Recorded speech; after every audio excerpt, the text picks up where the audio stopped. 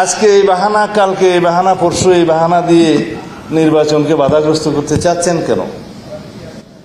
উদ্দেশ্য কি সেটা তো আমরা জানি, আরো একটু কিছুদিন পরে বলবো।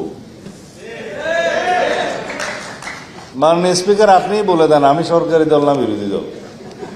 আমরা কে কয়টা রাস্তায় মিছিল করলাম, বিভাগীয় পর্যায়ে কে কয়টা সভা করলাম, 1000-2-3 লোক নিয়ে মিছিল করলাম, তাতে কি পিআর প্রতিষ্ঠিত হয়ে গেল? দেই না, কিন্তু কিছু বচন, কিছু কাহাওয়াত এখনো রয়ে গেছে। একজন নেত্রী বলছিলেন আর কি, নামটা নেব কিনা, রোশনের সাথে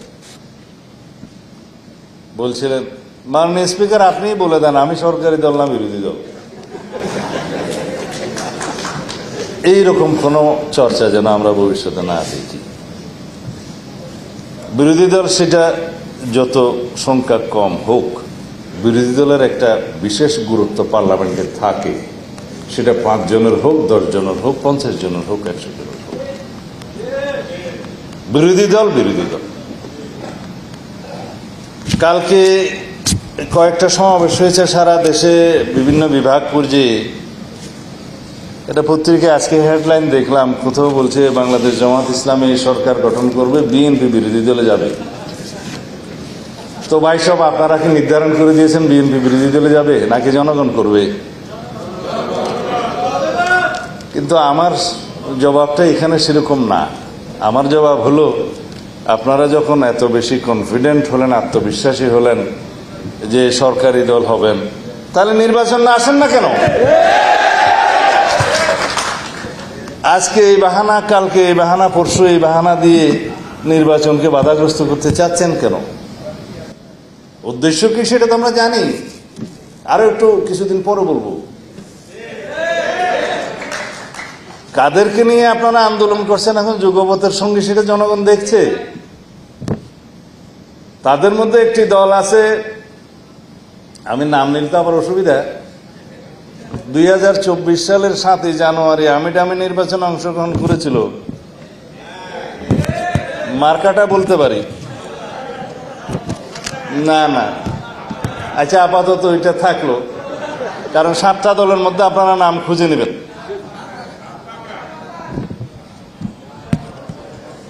তারা যদি যুগপথের সঙ্গে হলে নিষ্পাপ হয়, তাহলে বাকি যারা 28টা দল দামি দামি নির্বাচনে আওয়ামী লীগের সঙ্গে হয়েছিল, তারা কি মহাপাপী? মানে আপনাদের সাথে সঙ্গে হলে যুগপথের, তাদের কোনো পাপ নাই, এই নীতি সঠিক নয়। আর আপনারা কি বাতাসের কথা বললেন, তো যারা 2024 সালের নির্বাচনে তারা অংশগ্রহণ করার সুযোগ হয় নাই, কিন্তু তার আগের সব নির্বাচনে যারা হাত পাকা দিয়ে বাতাস করেছে তারাও সঙ্গী। তাদের সঙ্গে আমি বললাম বলে আমার উপর মহা আক্রমণ। কিন্তু সবাই এক এক রকমের দাবি নিয়ে আন্দোলনে যেতে পারেন, গণতান্ত্রিক অধিকার আছে। তা আমরা বলছিলাম যে বিষয়গুলো এখনো আলোচনার টেবিলে নিষ্পত্তি হওয়ার অপেক্ষায়, সেই জন্য অতিরিক্ত চাপ প্রয়োগ করার জন্য কি আপনারা রাস্তায় গেলেন?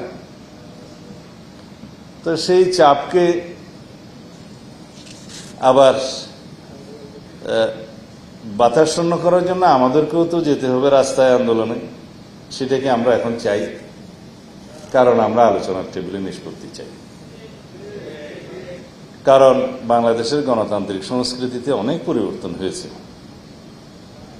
আমরা চর্চার মধ্য দিয়ে আছি রাজনৈতিক সংস্কৃতির, সেই চর্চা করতে করতে আমরা এটাকেই ধারণ করব। আমরা ঐক্যবদ্ধ থাকবো জাতীয় ইস্যুতে, দেশের স্বার্থে ইস্যুতে, স্বাধীনতা, সার্বভৌমত্ব, গণতন্ত্রের ইস্যুতে, যে কোনো জাতীয় বিষয়ে আমরা ঐক্যবদ্ধ থাকব। কিন্তু গণতান্ত্রিক চর্চায় আমাদের মধ্যে বাহাস হবে, মতভিন্নতা হবে, বহুমত পোষণ করব, কিন্তু সেটার নিষ্পত্তি হবে আলোচনার টেবিলে।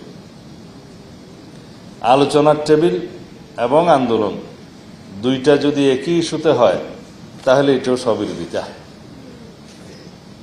কেউ বলছেন পিআর চাই, ঠিক আছে, পিআর যদি চাইতে হয় সেটা তো ডিসাইড করবে জনগণ। আমরা কে কয়টা রাস্তায় মিছিল করলাম, বিভাগীয় পর্যায়ে কে কয়টা সভা করলাম, হাজার 2-3 লোক নিয়ে মিছিল করলাম, তাতে কি পিআর প্রতিষ্ঠিত হয়ে গেল? আপনারা নির্বাচনী ইশতেহারে আপনাদের দাবিগুলো উল্লেখ করে নির্বাচনে আসুন।